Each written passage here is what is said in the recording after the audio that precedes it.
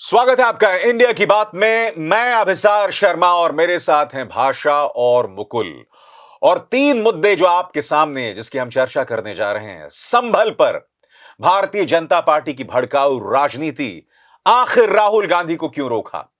मुद्दा नंबर 2, मुद्दों से भागती भारतीय जनता पार्टी, संसद में चर्चा से ऐतराज क्यों। और मुद्दा नंबर 3, महाराष्ट्र में ईवीएम के खिलाफ खड़ा हुआ एक गांव, सरकार गठन में इतनी देरी क्यों। मगर शुरुआत हम करने जा रहे हैं। आज राहुल गांधी संभल पहुंचने वाले थे, मगर उन्हें रास्ते में रोका गया। इस कदर रोका गया कि इस पूरे रास्ते में बुरी तरह से जाम हो गया है। राहुल गांधी संभल जाना चाहते थे। वहां 5 लोगों को जो है गोली की बलि चढ़ गए हैं, उन्हें गोली से मार दिया गया है। संभल एक ऐसा मामला है जहां भारतीय जनता पार्टी लगातार भड़काने वाली बातें कर रही है। पुलिस के किरदार पर सवाल उठ रहा है, मगर उसकी कोई चर्चा नहीं करना चाहता है। उल्टा आज राहुल गांधी को, जैसे कि आप इन तस्वीरों में देख रहे हैं, जाने से रोका गया। और आपको याद होगा, इससे पहले अखिलेश यादव और उनकी पार्टी ने भी जाने की कोशिश की थी, उन्हें भी रोका गया था। तो अब क्या विपक्ष मुद्दे ही ना उठाए। मुद्दों से आखिर इस कदर एलर्जी क्यों है भारतीय जनता पार्टी को, यह सवाल तो किया ही जाएगा ना। राहुल गांधी को ये जो रोकने की तस्वीर है, यह बहुत कुछ कहती है। और अपने आप में ये लोकतंत्र के लिए, विपक्ष से जुड़ी राजनीति के लिए एक शर्मनाक तस्वीर है। क्या इस मुद्दे का पंच बताएंगी भाषा।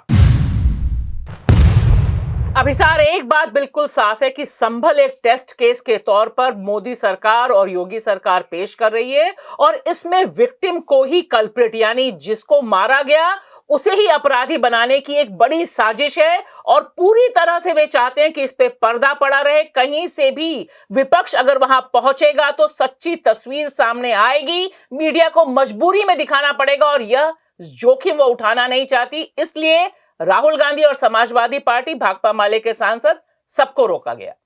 अभिसार, क्या है इस पे आपका पंच? इस मुद्दे पर मेरा पंच यह है कि भारतीय जनता पार्टी संभल पर लगातार जहरीली राजनीति करेगी। उनका पालतू मीडिया लगातार संभल में जो पीड़ित हैं उनकी आवाज उठाने पर प्रहार कर रहा है विपक्ष पर। जबकि आप जानते हैं कि अगर मुद्दे में इतना ज्यादा असमंजस है तो सवाल तो उठाए जाएंगे। विपक्ष को मुद्दे उठाते रहना पड़ेगा। जिनके साथ नाइंसाफी हुई है वो मुद्दे उठाते रहना पड़ेगा, बगैर इस बात की परवाह किए कि पीड़ित का धर्म क्या है। मुकुल, क्या है इस मुद्दे का पंच? हाँ, मेरा ही मानना है अभिसार कि संभल हो या अजमेर, मैं इसे आइसोलेशन में नहीं देखता। ये हिंदू राष्ट्र का प्रोजेक्ट है, उसी का हिस्सा है। ये पूरे देश को दूसरी अयोध्या और पूरे देश को करबला बनाने के में तुले हुए हैं। इसी वजह से विपक्ष को रोका जा रहा है कि सच्चाई सामने ना आ पाए। बॉटम लाइन यहां पर यह है कि सवाल पूछने ना जाएं। राहुल गांधी वहां जा रहे हैं, वहां पर जाहिर सी बात है 5 मौतें हुई हैं। और ये जो पूरा प्रकरण है, हम ये ना भूलें, जिस तरह से संभल की एक अदालत ने फैसला सुनाया बगैर मुस्लिम पक्ष को सुने, और फिर उसके बाद जो तनाव होता है जिसके चलते 5 लोग मारे जाते हैं, सुप्रीम कोर्ट को दखल देना पड़ा। सुप्रीम कोर्ट पूरी तरह से उसने नाइत्तेफाकी जाहिर की उस निचली अदालत के फैसले से, और कहा कि सर्वे की रिपोर्ट को सार्वजनिक ना किया जाए, उसे सील बंद लिफाफे में दिया जाए, और आगे से अदालत कोई निर्णय न ले। इससे ज्यादा शर्मनाक बात आखिर क्या हो सकती थी।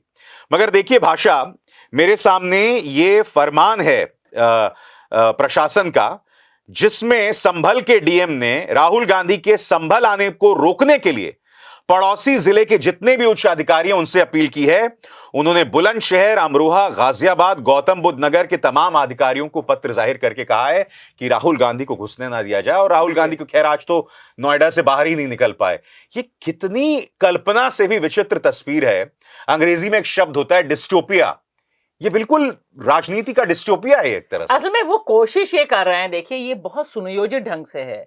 जिस तरह से संभल की हिंसा हुई, मैं 100% अखिलेश यादव ने जो कहा है कि ये बीजेपी की सुनियोजित साजिश का हिस्सा है कि संभल को जलाया जाए, ताकि जिस तरह से बायपोल्स में धांधली हुई है उस पर सवाल ना उठे। और सिर्फ उतना ही नहीं, बड़ा प्रोजेक्ट है कि हर जगह, हर शहर में एक इस तरह का विस्फोटक रहे, जब मन आए माचिस डालिए और वो जल जाए और सब फोकस वहीं हो जाए। हम आप सब उसी पे बात करें। लेकिन इसमें ये जो एक नया प्रयोग इन्होंने किया है कि हम नहीं चाहेंगे, जैसे जागीरदार होता था ना, राजा होता था, राजा की इच्छा है यहाँ पर योगी जी राजा हो गए उत्तर प्रदेश के। वो डिसाइड करेंगे कि कौन कहां जाएगा या नहीं जाएगा, कौन सच तक बात करेगा नहीं, और जो विक्टिम तक पहुंचने की बात है कैसे लोग पहुंचेंगे वहां पे। आपने कह दिया आउटसाइडर्स आर नॉट अलाउड। अरे क्या हो गया इस देश में? एक देश है ये, उत्तर प्रदेश को अलग देश कर दिया है। यहाँ पर दिल्ली से आपका सांसद जा रहा है, उत्तर प्रदेश में समाजवादी पार्टी जो उत्तर प्रदेश की है वहां के लोग जा रहे हैं, वो सब बाहर ही हो गए हैं। उन सबको कल इनका मनाएगा, ये घुसपैठिया कह देंगे। मतलब आप सोचिए जिस तरह की लैंग्वेज इस्तेमाल है। राहुल गांधी नेता प्रतिपक्ष हैं, बिल्कुल, आप किस तरह से उन्हें बाहरी एलिमेंट के तौर पे पेश कर रहे हैं मुकुल। और ये हिंदू मुस्लिम का मुद्दा नहीं है, क्योंकि देखिए भारतीय जनता पार्टी और उसका पालतू मीडिया बहुत आसानी से इसे हिंदू मुस्लिम बना रहा है, ठीक है, मगर ये हिंदू मुस्लिम का नहीं है। यहां सवाल एक निचली अदालत पर है कि आपने 2 घंटे के अंदर सर्वे का आदेश दे दिया। फिर जैसे कि अखिलेश आरोप लगा रहे हैं कि पुलिस वहां पहुंचती है, गाली गलौज करती है वहां के लोगों के साथ। हमारे सामने पूरा माहौल है। यह मुद्दा हिंदू मुस्लिम का नहीं है, यह मुद्दा बतला रहा है कि प्लेसेस ऑफ वर्शिप एक्ट 1991 को लेकर चंद्रचूड़ की जो भूल थी उसका खमियाजा पूरा देश भुगत रहा है, नंबर 1। नंबर 2, निचली अदालतें उससे क्यों लेकर अब मनमाने अंदाज में सब जगह सर्वे का आदेश दे रहे हैं। ये पूरा एक नया एक पैटर्न है, उसमें अदालतें भी शामिल हो गई हैं और हिंदुत्ववादी तो है ही, आरएसएस और बीजेपी तो शामिल है ही। मैं ये कह रहा हूं कि देखिए अभी आपने इसका जिक्र नहीं आया, पर एक एंगल और जुड़ गया है संभल के साथ, उसमें पाकिस्तानी एंगल जोड़ दिया गया। उसकी जो गोलियों के खोखे मिले हैं बाकायदा इतने दिन बाद, उनमें वो पाकिस्तानी, वो एंकर को पहले पता चल जाता है, रिपोर्टर को पहले पता चल जाता है, फॉरेंसिक जांच बाद में होती है। मैं कह रहा हूं कि संभल पाकिस्तान, मणिपुर म्यांमार, झारखंड बांग्लादेश, ये इस तरह से दिखा रहे हैं। अरे भाई अगर ये हाल है, दूसरे देशों के लोग इतना दखल दे रहे हैं इस देश में, तो आपको तो इस्तीफा दे देना चाहिए। बिल्कुल। तो ये इस तरह से वो बता रहे हैं, और इसमें अदालतें भी है।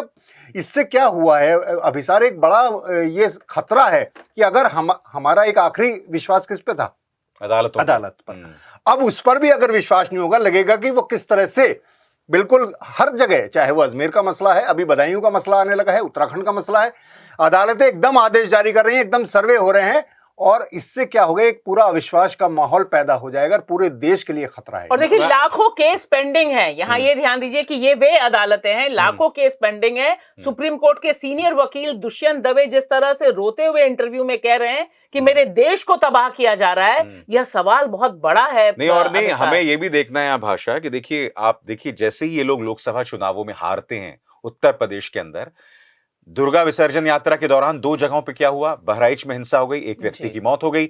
उसके बाद दैनिक भास्कर के स्टिंग ऑपरेशन में पता चला कि पुलिस खुद दंगा भड़काना चाहती थी, खुद दंगाई कह रहा है कि हमें पुलिस ने सिर्फ 2 घंटे का वक्त दिया था, मगर हम पूरे महाराजगंज को आग लगा देते। बाराबंकी में आपको याद है, मस्जिद के सामने खड़े होकर मां बहन की गंदी गालियों वाला गाना चलाया गया, चप्पल फेंकी गई, और हर जगह प्रशासन खामोशी से तमाशा देख रहा है जी। और ऊपर से रहस्यमय किरदार इन जजेस का, जहां सर्वे के आदेश दे दिए जाते हैं। तो आपने बिल्कुल सही कहा था थोड़ी देर पहले, जो आप कह रहे थे कि इनके स्टैंड पॉइंट से छोटे आग, हल्की सी आप माचिस फेंकिए, बवाल। और पूरी तरह से देखिए जिस तरह से पूरा सिस्टम कॉम्प्रोमाइज है, क्योंकि उत्तर प्रदेश हमें समझने के लिए इसलिए जरूरी है क्योंकि उत्तर प्रदेश से ही सबसे करारी हार मिली बीजेपी को 2024 में। वो जख्म भरना जरूरी है, वो उन्होंने बायपोल में किस तरह से किया जो आपने जिक्र किया है। लेकिन इससे बड़ी जो साजिश है वो यह है कि निचली अदालतें, आप देखिए निचली अदालतें उत्तरकाशी की हो, उत्तर प्रदेश की हो, उत्तराखंड की, सब जगह तकरीबन हर जगह यही मोडस ऑपरेंडी है।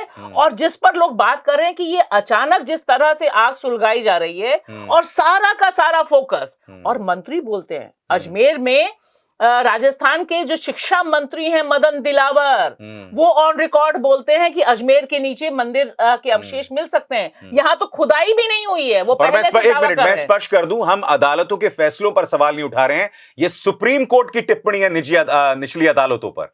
आदित्य सिंह ने जो संभल मामले में फैसला सुनाया, इस पर सुप्रीम कोर्ट की टिप्पणी है। शांति भंग हो रही है, उस पर उनकी चिंता है। मगर मैं यहां आपसे जानना चाहता हूं बात यहां पर मुकुल, कि भारतीय जनता पार्टी तो यही चाहती है ना कि अखिलेश दखल दें, राहुल इस तरह से जो रोका गया, जो बार बार हम तस्वीर अपने दर्शकों को दिखा रहे हैं, कि भाई देखो ये मुसलमानों के लिए चले गए, भाजपा यही चाहती है। और मैं एक पापा की परी को सुन भी रहा था एक वीडियो क्लिप में जो वायरल हो रहा है कि भाई आप बहराइच तो गए नहीं, हाँ बहराइच तो गए नहीं, जबकि बहराइच में जिस व्यक्ति की मौत हुई थी वहां दो चीजें, उत्तर प्रदेश के मुख्यमंत्री ने परिवार से मिला, उन्हें राहत पहुंचाई, और दूसरी बात वहां पर तो पुलिस के किरदार पर सवाल है ना। यहां तो इंसाफ नहीं मिल रहा है, यहां कई चीजें कटघरे में, प्रशासन से लेकर अदालत तक। अब विपक्ष इंसाफ की बात भी ना करे। नहीं तो वही है कि 10 दिन बाद भी अगर प्रतिपक्ष के नेता नहीं जा सकते तो कुछ तो छिपाया जा रहा है, कुछ तो पर्दादारी है। पर अभिसार में एक और आपका ध्यान दिलाना चाहूंगा कि दरअसल क्या हुआ कि मंडल आया जब 90s में, तो उसके खिलाफ एक कमंडल का आंदोलन, अयोध्या का आंदोलन शुरू हुआ। इस समय जब ओबीसी का मुद्दा आया, जातीय जनगणना, जी जातीय जनगणना का मुद्दा आया, जब संविधान का मुद्दा आया, लोकतंत्र खतरे में मुद्दा आया, जब मुद्दे आए, चाहे वो घोटाले के मुद्दे आए हैं अडानी जी के, इन सब चीजों पर कोई बात ना हो, इन सब चीज तो एक तरह से इस तरह का ये सब सिलसिला शुरू कर दिया गया कि दरअसल अब क्या है, पूरा मीडिया अगर आप देखें या पूरी जनता में बात देखें तो वो हर मस्जिद के नीचे मंदिर और इस सब की बातें हो रही है। तो वो चीजें वही है, बिल्कुल कमंडल जो आया था मंडल के खिलाफ, अब जाति जनगणना के खिलाफ ये नई मैं जल्दी से त्वरित आप दोनों से एक टिप्पणी चाहता हूं। राहुल गांधी का जाना, क्योंकि कहीं ना कहीं एक खतरा है कि राजनीतिक तौर पर यह उनके लिए नुकसान का सौदा भी हो सकता है। खास तौर से आप देखिएगा प्राइम टाइम में क्या जहर उगला जाता है उनकी इस कोशिश को लेकर, वो पहुंच भी नहीं पाए अब तक जिस वक्त हम बात कर रहे हैं। तो ये राहुल गांधी के किरदार के बारे में जानना चाहता हूं, क्योंकि उनके लिए भी कोई बहुत ज्यादा फायदे का सौदा नहीं दिखता राजनीतिक तौर पर, खासकर तब जब बीजेपी उसे हिंदू मुस्लिम कर देती है। क्योंकि देखिए ये एक बहुत बड़ी आयरनी है कि अगर आप न्याय के लिए बात करें, अगर मैं आप मोहम्मद जुबैर जो ऑल्ट न्यूज के को फाउंडर हैं उनके लिए बात करें तो हमें और आपको मुसलमान परस्त कह दिया जाएगा। नदीम खान के पक्ष में बात करें तो मुसलमान पक्ष कह दिया जाएगा। मेरा यहाँ सीधा सवाल है कि राहुल गांधी इसके अलावा क्या करते? ये मुसलमान देश के नागरिक हैं। He is talking about Indian citizen. बिल्कुल। आप तो बांग्लादेश के हिंदुओं को लेकर परेशान हैं, हम तो देश के मुसलमान और मैं कुछ और कह रहा हूं। भाषा सुनिए ना, मैं वो भी नहीं कह रहा हूं। मैं कहता हूं प्रधानमंत्री ने बांग्लादेशी हिंदू पर मुंह का खोला है। वो तो साबरमती रिपोर्ट देख रहे थे। नहीं, और अभी तक कहां मुंह खोला है तक बांग्लादेशी हिंदू पे? अभी तक बुला के सम्मन कर लेते। हाँ? वो सम्मन भी नहीं हुआ।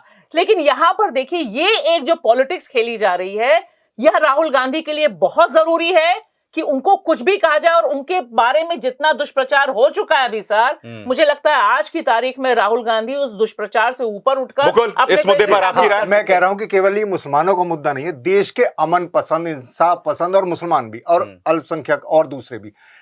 नेता प्रतिपक्ष ये कर रहा है तो मुझे लग रहा है कि एक राहत, एक उम्मीद की किरण दिख रही कि कोई तो बोल रहा है। ये बहुत जरूरी है राहुल के लिए। और न सिर्फ राहुल, अखिलेश भी उग्र होकर संसद के अंदर बोल रहे हैं। सभी को बोलना चाहिए, वो मायावती हो चाहे यूपी की, वो खामोश है वैसे। हाँ, उन्हें सबको बोलना चाहिए। तो ये लगे कि ये देश लोकतंत्र है और इसमें सब लोगों की जगह है, सब लोग नागरिक हैं, ये इसलिए बहुत जरूरी है। और मैं भाषा कुछ और कहना चाहता हूं। ये मुद्दा हिंदू मुस्लिम का नहीं है, ये देश कानून के हिसाब से चलेगा या आपकी नफरती राजनीति के चलते चलेगा। इस देश के सामने एक मिसाल है, एक प्लेसेस ऑफ वर्शिप एक्ट 1991 है, जिसमें साफ तौर पर लिखा गया है कि 15 अगस्त 1947 को जिस धार्मिक स्थल का जो चरित्र है वो बना रहेगा। राम मंदिर बाबरी को एक अपवाद था महज जी। मगर आपके पूर्व chief justice of India Chandrachud ज्ञान व्यापी पर सर्वे का आदेश दे देते हैं कि नहीं होगी। उसने एक भानुमति का पिटारा खोल दिया है। यह मुद्दा हिंदू मुस्लिम का नहीं है। ये मुद्दा इस बात को लेकर है कि यह देश कानून से चलेगा या आपकी राजनीति, आपकी नफरती राजनीति से चलेगा भाई। क्योंकि देखिए यहां पर अगर राहुल गांधी ये नहीं करते तब हम आप बैठ के बात करते कि राहुल गांधी ने ये काम क्यों नहीं किया। न्याय के लिए आवाज उठाना सिर्फ नेता प्रतिपक्ष नहीं, मोदी जी को भी मुंह खोलना चाहिए था कायदे से कि क्या हो रहा है, कैसे 5 लोग मारे गए। यहां पर 5 लोग मारे गए हैं और सारी की सारी कहानी दूसरे ढंग से हो रही है। मैं इसीलिए बार बार कहती हूं संभल, क्योंकि संभल टेस्ट केस है। जो लोग मारे गए हैं उन्हें ही कल्प्रिट बताया जा रहा है। ये बहुत बड़ा गेम प्लान है। मुसलमान मारा गया, बताया गया कि मुसलमानों ने ही उनको मार दिया है। आप सोचिए इससे बड़ी जो साजिश है। जाफर अली जो वकील हैं उनको अरेस्ट कर लिया जाता है क्योंकि वो कहते हैं कि मैंने सुना कि गोलीबारी का आदेश दिया जा रहा है। तो सारा सच छुपाकर और तस्वीरें नहीं, भाषा में कुछ और कह रहा हूं, तस्वीरें भी सामने आई थी। कानून तस्वीरें भी सामने आई थी गोलीबारी की, पुलिस गोली चला रही थी, पुलिस गाली गलौज कर रही थी, ये सब तो तस्वीरें हैं। कानून की जो आपने बात की वो कानून उनके हिसाब से है। अगर राम मंदिर पर फैसला देती है तो संविधान और कानून है और हमें अदालत को मानना चाहिए। अगर वो नहीं देती, ये बात पहले ही आ चुकी थी, अगर उनके पक्ष में नहीं आता तो वो नहीं मानते। तो यही वाली बात है। वो अब कहेंगे कानून के तहत ही हम सर्वे करा रहे हैं, लेकिन सर्वे के साथ जिस तरह का उन्माद पैदा किया जा रहा है, जिस तरह का शक और जिस तरह से लोगों को विश्वास में नहीं लिया जा रहा, ये वाकई में एक खतरे की घंटी है। नहीं, और सर्वे क्यों? मेरा तो ये कहना है कि जब एक देश का कानून है 91 का, तो सर्वे की क्या जरूरत है? क्योंकि ये जो कैन ऑफ वर्म्स है जिसे कहते हैं कि भानुमति का पिटारा है, उसकी एक सभ्य अनुवाद है। नहीं तो मैं तो कहूंगी कि जो जिन आप निकाल रहे हैं, जहरीले नाग निकाल रहे हैं, ये तो पूरे देश को तबाह करने की भाषा। इसका क्रेडिट एक शख्स को जाना चाहिए, पूर्व chief justice of India DY Chandrachud. उस बारे में बताएं जरा। वो अपनी लेगेसी के बारे में बहुत परेशान थे कि मेरी विरासत को कैसे देखेंगे। जस्टिस डीवाई चंद्रचूड़ जी, आपकी लेगेसी को हम, और सिर्फ हम ही नहीं, पूरा देश देख रहा है कि ये जो जहरीले नाग आपने खोल दिए हैं, इससे हर शहर, हर मस्जिद, हर मजार, हर धार्मिक स्थल, क्योंकि आज की तारीख में बौद्ध भी बोलने लग गए हैं कि अरे भाई, अयोध्या के नीचे तो हमारे भी चीजें मिली थी। बिल्कुल वाजिब बात आपने कही। देखिए किस तरह से बिहार में बोध गया में वीडियोस आए हैं जहां पर बुद्ध की मूर्तियों को 5 पांडव बना के पूजा जा रहा है। तो ये जो नफरत है, रुकेगी नहीं। और क्यों चाहिए हमें 2024 में? यही तो बात है, ये कहां पर रुकेगा? अब सोमनाथ मंदिर के नीचे बौद्ध स्थल का दावा, ये कहां रुकेगा भाई? अब बौद्ध दावा करने लगे। हाँ, अब हम जानते हैं कि ये सिस्टम आपके हाथ है, आपने सिस्टम को हैक कर लिया है, लिहाजा बाकी और किसी की नहीं सुनी जाएगी। मगर इस दीवानगी को, इस पागलपन को कहीं ना कहीं तो रुकना पड़ेगा। तो वही कितने ज्यादा धार्मिक स्थल खोदे जाएंगे और दंगे के हालात बनाए जाएंगे। दूसरी बात यह है कि ये धर्म भी नहीं है। अगर हम एक बात करें, क्या धर्म है? एक साकार को पूछता है, एक निराकार को पूछता है। सब ईश्वर अल्लाह के ही घर हैं। अगर आप माने तो आपको क्या चाहिए? अब हर गली मोहल्ले में मंदिर हैं, आप घरों में मंदिर बनाते हैं, सोसाइटी में मंदिर हैं। अब और कितने मंदिर चाहिए? कैसे होगी पूजा उसकी, ईश्वर की? नहीं, मैं कह रहा हूं, आप खून में सने हाथ लेकर ईश्वर की पूजा। वही मैं कह रहा हूं, ये तमाम जो धार्मिक स्थलों के वजूद को लेकर हम क्या समाज में अराजकता पैदा करेंगे? और उससे भी बड़ी बात भाषा, हम कब तक अपने देश की माइनॉरिटीज को इस तरह से डीमोनाइज करते रहेंगे? आपने एक तरह से उनसे वोट करने का अधिकार छीनने की आप कोशिशें करते रहते हैं, और यहां पर वो प्रदर्शन करने बाहर निकले तो गोली चला दो। वो घर के अंदर बैठे, अपने मस्जिद के अंदर बैठे हो तो आप जो हैं, कुछ लोग जो हैं अश्लील गाने, मां बहन की गालियां चलाने वाले गाने आप चला दो जी। मतलब करे तो करे कहां और जाए तो जाए कहां? देखिए, पूरी कोशिश है कि एक सिविल वॉर में, क्योंकि ये लोग सीख नहीं रहे, मणिपुर इन्हीं की वजह से जल रहा है अभिसार। मत भूलिए 19 महीने हो चुके हैं अभिसार। वहां पर भी ये कॉन्फ्लिक्ट सिर्फ बीजेपी का पैदा किया हुआ है, जहां पर आप दो धर्मों, दो एथनिक कॉन्फ्लिक्ट्स के बीच में इतने लोगों की जान जा रही है। और देखिए, हम और आप भी इसी पे चर्चा कर रहे हैं। 2 साल में सबसे नीचे है जीडीपी 5.4, मैन्युफैक्चरिंग 2.2 पर पहुंच गई है, जिस पर हमें और आपको पूछना चाहिए था सवाल कि Modi ji, where is your विकास? वही सब तो छुपाना है, वही सब छुपाना है, असली मुद्दों को छुपाना है। और देखिए, अभी एक और वो, हालांकि खबर पुरानी है, पिछले साल की है, कि भाई फेक न्यूज में, व्हाट्सएप ग्रुप में झूठे प्रोपेगेंडा में भारत नंबर 1 है। सिर्फ एक पॉलिटिकल पार्टी और उसकी सोच की देन, उसकी आईटी सेल की देन कि आज देश इस तरह से बदनाम हो रहा है। मगर इस देश के लोग जो ब्रेन वॉश्ड हैं, जिनके दिमाग को धतूरा चटाया जा चुका है धर्म का, और मैं इसे धर्म बिल्कुल नहीं एक तरह से देख रहा हूं धर्म के तौर पर इसे, ये एक पॉलिटिकल पार्टी की सोच है जो लोगों पर बरपाई जा रही है और उसके अलावा कुछ नहीं। बहरहाल, अब मैं रुक करूंगा अपने दूसरे मुद्दे का, और दूसरा मुद्दा है संसद के अंदर मुद्दों से भागती भारतीय जनता पार्टी। अडानी की चर्चा नहीं, मणिपुर की चर्चा नहीं, संभल पर मुश्किल से कल बोलने की इजाजत दी गई, और इसमें जो किरदार दिखाई देता है वो लोकसभा अध्यक्ष और राज्यसभा के सभापति का, जो कई सवाल खड़े कर रहा है। क्या इस मुद्दे का पंच बताएंगे मुकुल? मुझे लग रहा है कि देश की संसद को बिल्कुल तमाशा बना दिया गया है। अब कुछ चलेगा तो वो चुनावी प्रचार भाषण चलेंगे, और वो भी सिर्फ प्रोपेगेंडा होगा। इसी वजह से बीजेपी इन मुद्दों पर बात ना हो, जो हमने अभी बात की, जीडीपी हो चाहे कुछ भी हो देश की, उस पर बात ना हो, इसी वजह से घोटालों पर बात ना हो, इसी वजह से वो संसद को चलने नहीं देती। मैं तो कह रहा हूं कि विपक्ष नहीं, सरकार नहीं चलने दे रही है संसद को। भाषा, क्या है इस मुद्दे का पंच? देखिए, मेरा मानना है कि संसद के भीतर और बाहर नैरेटिव सेटिंग में मोदी सरकार फेल हो रही है। सबसे बड़ी तस्वीर यही है इंडिया गठबंधन की तरफ से कि Modi is equal to Adani, दोनों एक हैं और तभी सेफ हैं।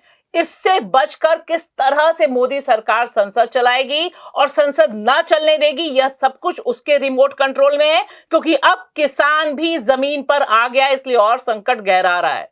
अभिसार, क्या है इस पे आपका पंच? इस मुद्दे पर जो सबसे ज्यादा चिंताजनक बात यह है कि संसद के अंदर राज्यसभा के सभापति जगदीप धनखड़ और वहीं लोकसभा में ओम बिरला का जो रवैया, लगातार उन पर पक्षपात का आरोप लग रहा है और हर गुजरते दिन के साथ यह तस्वीर बहुत शॉकिंग है।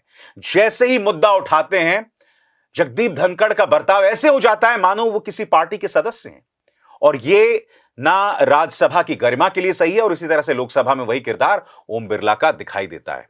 मैं ये कहता हूं यहां पर मुकुल कि भाई अडानी पर मुद्दा जो है वो एक अमेरिकी अदालत उठा रही है, गिरफ्तारी का वारंट उन्होंने जारी किया है। माधवी बुच के किरदार पर सवाल उठ रहा है जो साफ तौर पर कॉन्फ्लिक्ट ऑफ इंटरेस्ट दिख रहा है। आप उस पर चर्चा भी ना कराएं, वो शब्द जो है वो कहना मुश्किल हो गया है संसद के अंदर। नहीं तो चर्चा क्यों कराएंगे बताइए? जैसे वो कह रहे हैं राहुल भी कि अडानी और मोदी एक हैं। अगर चर्चा अडानी पर होगी या बुच पर होगी तो फिर उसकी आंच किस पर आएगी, ये आप कहने की जरूरत नहीं है। तो जैसे कहा जाता था कि एक तरह से पूरा एक जो एक दूसरे का वो है कि वो बिल्कुल स्विस बैंक वाला ही मसला है कि यहाँ का काला धन कहाँ छिपा रहता है। तो वही है कि एक दूसरे के हित हैं, इसलिए इस पर चर्चा नहीं होगी, और इस पर चर्चा ना हो इसलिए इस तरह के सांप्रदायिक मुद्दे, वक्फ बिल, ये बिल, वो बिल, इस तरह की चीजें लाई जाएंगी। भाषा, अगर ये 2014 से पहले का मंजर होता तो देखिए मीडिया जो है इस खबर को कैसे खेल रहा होता कि देश के सामने इतने बड़े बड़े मुद्दे हैं, अडानी, मणिपुर, बांग्लादेश में हिंदुओं पर अटैक, उसके अलावा संभल में बिगड़ते हालात, मगर प्रधानमंत्री क्या कर रहे हैं? पिक्चर देख रहे हैं।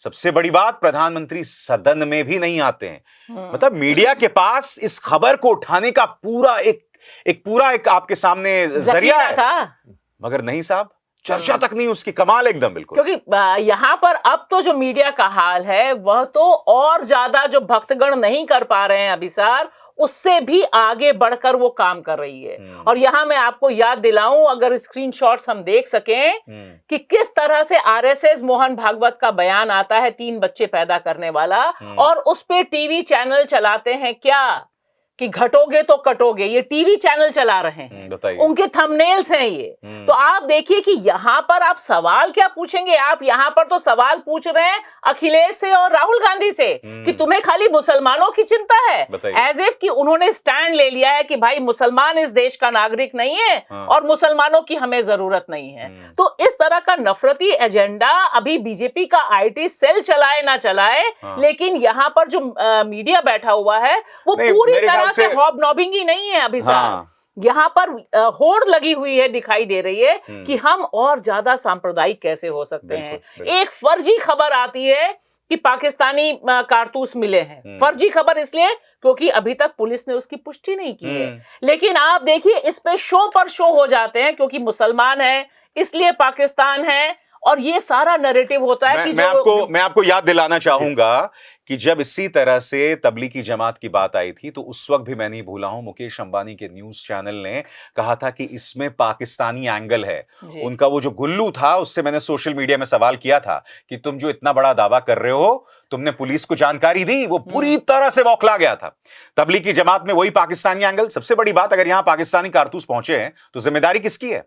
और अब आपने जैसे कहा संभल कोई सीमावर्ती शहर, बहराइच में भी यही हुआ। बहराइच में जब एक हत्या हुई उसके बाद ऐसे उसके सनसनीखेज खुलासे हुए जिसे वहां की पुलिस को कहना पड़ा कि भाई ये सब गलत चल रहा है। ऐसे ऐसे कि इतने उसे कट लगाए गए, ऐसे मारा गया, करंट दिया गया। मैं मुद्दे पे रहना चाहता हूं। संसद में बता रही हूँ कि देखिए संसद में इतना बड़ा मुद्दा अडानी का, लेकिन डिबेट क्या है? कि सोरोस कनेक्शन है। बताइए। अब संबित पात्रा यहाँ बोले पहले या बाद में, लेकिन मीडिया घराने में ये डिबेट चलती है, टाइम्स नाउ में डिबेट चलती है कि ये सोरोस कौन है और सोरोस के हाथ में राहुल गांधी कैसे खेल रहे हैं। मतलब सोरोस और राहुल गांधी इतने ताकतवर हैं कि वो एक अमेरिकी फेडरल कोर्ट जो है अपनी तरफ से आदेश देता है, और उसमें भी वो राजीव चंद्रशेखर जो हार गए थे चुनाव, वो कह रहे हैं साहब इसके अंदर डीप स्टेट है। मतलब हर चीज में साजिशें साजिशें। मेरा कुछ और कहना है यहां पर मुकुल भाषा, तुम हर चीज में साजिश ढूंढोगे, तुम इस देश की जनता को इस कदर ब्रेन वॉश और दिमाग से पंगु बना रहे हो, हर किसी को तुमने हर चीज में आपको एक कॉन्स्पिरेसी थ्योरी दिखाई देती है। मगर मैं जो एक और बात करना चाहता हूं आपसे मुकुल, वो है जगदीप धनखड़ और ओम बिरला का किरदार। इस पर हमें बार बार चर्चा करने की जरूरत है। भूल जाइए उनका आचरण क्या है। हमें याद है जब अडानी पर राहुल गांधी ने भाषण दिया था, 19 जगह से नोश दिया गया था, कुछ दिनों बाद उनकी सांसदी चली गई थी, मगर उनके चेहरे के भाव, वो अपने चेहरे के भाव भी नहीं छुपा पाते हैं। मतलब विपक्ष कुछ कह रहा होता है तो इतने तनाव में दिखते हैं वो लोग। तो वो बिल्कुल खुल गए हैं। देखिए उनका चेहरा बिल्कुल खुल गया है, चाहे वो सभापति के तौर पे हों, उपराष्ट्रपति के तौर पे हों, या वो स्पीकर के तौर पर हों। बिल्कुल मतलब ये लगने लगा है, और वैसे लोगों को अब कोई शक भी नहीं रहा है, चाहे वो राष्ट्रपति हों, चाहे वो सब लोग बीजेपी के भाई चुने गए हैं, तो वो उससे अलग नहीं हो पा रहे हैं, जो संवैधानिक पद की एक मर्यादा होती है। यही इनके साथ हुआ, यही कोर्ट के साथ होता जा रहा है। लोगों का विश्वास, और वही कि इस तरह इतनी ज्यादा केओस हो जाएगा कि पंगु हो जाएंगे वाकई में लोग कि ये हो क्या रहा है। तो किस पे विश्वास करें? स्पीकर आपका संरक्षण नहीं कर रहे हैं, सभापति आपका संरक्षण नहीं कर रहे हैं विपक्ष की, तो विपक्ष की बात कहां होगी? ना संसद में हो रही है, सड़क पे जा रहा है, उसे रोक दिया जाता है। हाँ। तो फिर क्या होगा? तो ये एक बहुत बड़ा संकट है लोकतंत्र के लिए। और भाषा, देखिए मैं कह रहा हूं, ये जो चर्चा नहीं कराई जा रही है और जिस तरह से भाषणों को नोच दिया जाता है, राहुल गांधी के भाषण नोच दिए गए। आपको याद होगा जब उन्होंने अराजकता की बात की थी, तो उन्होंने जब स्पष्टीकरण दिया था कि मैं बात कर रहा हूं हिंसक की, जब मैं बात कर रहा हूं तो मैं आरएसएस और बीजेपी की बात कर रहा हूं। उन तमाम चीजों को संसद की कार्रवाई से हटा दिया गया। ये लंबी प्लानिंग देखिए कैसे है, यानी कि आज से कई सालों बाद जब इतिहास पढ़ा जाएगा तो यहां इन तमाम चीजों का जिक्र नहीं मिलेगा। आरएसएस ऐसे सोचती है, संसद के अंदर जो एक्सपंज की जाती है कार्रवाई, उसके पीछे भी यही सोच है भाषा। देखिए पूरी तरह से तैयारी यह है कि इतिहास पुराना तो हम पलट ही रहे हैं, अपने हिसाब से बता देंगे कि शिवाजी जीते अकबर हार गए, ये सब तो हो ही गया उनकी तरफ से। और हर जो सुंदर चीज है, ताजमहल से लेकर अजमेर की दरगाह जो एक कम्युनल हार्मनी का प्रतीक था, उसको भी ध्वंस ये उसी तरह से कर रहे हैं जैसे तालिबान ने वहां पर ध्वंस किया बुद्ध की सबसे बड़ी स्टैचू को। तो ये पूरा पैटर्न वही है कि हम जो चाहेंगे, हम जो कहेंगे वही इतिहास होगा। लेकिन ये भूल जाते हैं कि इतिहास के पन्ने में चाहे हिटलर हो या तालिबान कभी गुड बुक्स में नहीं आ पाते हैं, क्योंकि नफरत फाइनली नफरत ही को जन्म देती है और एक भस्मासुर को पैदा करती है, जो हमें इस देश में भी अभी दिखाई दे रहा है कि आप कितनी नफरत फैलाएंगे भाई। और संसद के भीतर आप कार्रवाई नहीं चलने दे रहे। कल अखिलेश के भाषण पर जिस तरह से परेशान हो रहे थे हमारे तमाम सत्ता पक्ष के लोग, तो उससे ऐसा लग रहा था कि अरे संभल का सच ज्यादा कहीं सामने ना आ जाए, कहीं ज्यादा डिबेट में ना आ जाए। तो ये एक पैटर्न है। लेकिन मुझे लगता है कि फाइनली जो निगेटिव फोर्सेस हैं उनका एक अंत होता ही होता है। पर एक और मैं बता दूं उम्मीद की बात, 10 साल शासन हो गए, 11वां साल चल रहा है, मीडिया पूरा है, अदालतें अब इस तरह, उसके बावजूद इतने परेशान दिख रहे हैं ये लोग। अब भी इनके हाथ में पूरी तरह कब्जा नहीं आ पा रहा है। अब भी लग रहा है कि कुछ चीजें हैं। मुकुल आप जानते हैं, मुझे लगता है कि इस देश की कोई हस्ती है कि जो मिटती नहीं, वो जो बात है ना। दूसरी एक और बात है, आप शोज भी देखिए, आप इनके सारे जो गोदी मीडिया पालतू के शोज देखिए, Yogi versus all, Modi versus all. अरे भाई तुम 10-11 साल से सत्ता में हो, अब भी विक्टिम कार्ड खेलोगे? अब भी एक बेचारा यहां पर और बाकी सारे, उन बाकी सारों के पास क्या है? तुम्हारे पास एजेंसीज है, सब कुछ है तुम्हारे पास, बस हाँ विश्वसनीयता नहीं है। यही मैं कह रहा हूं कि बौखलाहट इसी वजह से है कि इसके बावजूद इस देश को वो उस तरह से कब्जे में ब्रेन वॉश नहीं कर पा रहे हैं। ये बड़ी बात है। चलिए अब हम रुक करेंगे तीसरे मुद्दे का, महाराष्ट्र की राजनीति। इतने दिन हो गए, अब आखिरकार 5 को महाराष्ट्र को मुख्यमंत्री मिल जाएगा, मगर कितना ड्रामा हुआ। अगर अभी तक ये तय नहीं है कि देवेंद्र फडणवीस ही मुख्यमंत्री बनेंगे, हालांकि कई अखबार उनका नाम का जिक्र कर रहे हैं और ये भी कह रहे हैं कि भाई एकनाथ शिंदे भी मान गए हैं। मगर अब सोचिए कर्नाटक में गोदी मीडिया का क्या रवैया था। बमुश्किल 1-2 दिन ही हुए थे और लगातार गोदी मीडिया कहने लगा कि जनादेश का अपमान है, राष्ट्रपति शासन लग जाना चाहिए था महाराष्ट्र में, वो भी नहीं हुआ। इस बीच मारकरवाड़ी, एक गांव उसने ईवीएम का विरोध किया। उसने कहा कि हमने जो वोट डाला, नतीजे उस हिसाब से नहीं दिख रहे हैं। क्या है इस मुद्दे का पंच, बताएंगी भाषा। अभिसार, एक बात साफ है कि 23 नवंबर को आया परिणाम और 3-4 दिसंबर तक सरकार का ना बनना अपने आप में दिखा रहा है कि कितना गहरा संकट है और किस तरह से चुनाव आयोग कॉम्प्रोमाइज है 10-11 दिन देना। और दूसरी तरफ ईवीएम पे जो सवाल उठा है कि ये 13% अधिक वोट आए तो आए कहां से, इसका जवाब देना होगा। गांव ने राह दिखाई है जो दूर तक जानी चाहिए और विपक्ष को इस पर इंप्लीमेंट करना चाहिए, कार्रवाई करनी चाहिए, सड़क पर उतरना चाहिए। अभिसार, क्या है इस पे आपका पंच? इस मुद्दे पर मेरा पंच यह है कि मुद्दा यह नहीं है कि ईवीएम हैक हो सकता है कि नहीं, मुद्दा यह है कि चुनाव आयोग की विश्वसनीयता हमेशा के लिए हैक हो गई है। यहां सवाल उसकी विश्वसनीयता का है कि एक गांव इस पूरी चुनावी प्रक्रिया पर सवाल खड़े कर रहा है। और मुझे इस बात की खुशी है कि कांग्रेस के नेता कल देर रात चुनाव आयोग पहुंचे, उन्होंने कुछ सीधे कठिन सवाल किए, मगर हर बार की तरह राजीव जी से हम कोई सवालों के जवाब की उम्मीद नहीं कर सकते हैं। मुकुल, क्या है इस मुद्दे का पंच? हाँ, मैं इस मॉक पोल को एक जनमत संग्रह की तरह देखता हूं और मुझे लगता है कि जनता एक नई तरकीब लेकर आई है, जनता ही एक नई राह दिखाएगी। अगर ईवीएम, जैसे आपने कहा कि हैक नहीं हो सकती, लेकिन चुनाव आयोग की विश्वसनीयता हैक हुई है, उसकी राह अगर कोई दिखाएगी आगे, तो वो जनमत संग्रह जो मॉक पोल के माध्यम से है और एक नया अध्याय लिखा जाएगा।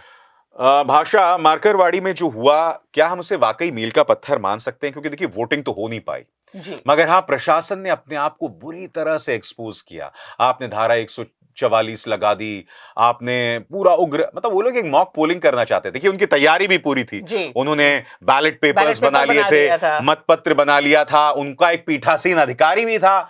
एक सामान्य प्रक्रिया, खेल वाली प्रक्रिया थी जी। मतलब देखिए, इतने इनसिक्योर हैं, उस तक की इजाजत नहीं दी। देखिए, इनसिक्योर नहीं, उन्हें पता है कि उन्होंने चोरी की है और चोरी पकड़ी जाती, चोरी वो भी सार्वजनिक तौर पे पकड़ी जाती तो क्या होता, और उसकी मिसाल देश भर में जाती। और देखिए, मिसाल जाती नहीं, मिसाल तो जाएगी अभिसार, क्योंकि मुझे लग रहा है कि ये आग यहां तक नहीं रुकेगी। और मैं एक बात और कहना चाहूंगी कि 2014 के बाद से लेकर 2024 के अंत में हम बैठे हैं, अभी तक जनता ने ही रास्ते खोजे हैं लोकतंत्र को बचाने के लिए, चाहे शाहीन बाग का आंदोलन हो, चाहे किसान का आंदोलन हो, या फिर ईवीएम की रक्षा कैसे करनी है, चुनाव के बाद कैसे हार्ड रूम्स के सामने बैठना है, पंगत बैठा के बैठना है, जाके देखना है कि ट्रक में कहां जा रहे हैं, किस तरह से पैसा दिया जा रहा है। और आप ना भूलिए, महाराष्ट्र में वो बंदा जो पकड़ा गया था 5 करोड़ के साथ, वह भी जनता ही वहां पहुंची थी, पुलिस थोड़ा पहुंची थी पकड़ने के लिए, शराब पकड़ी गई थी वो भी।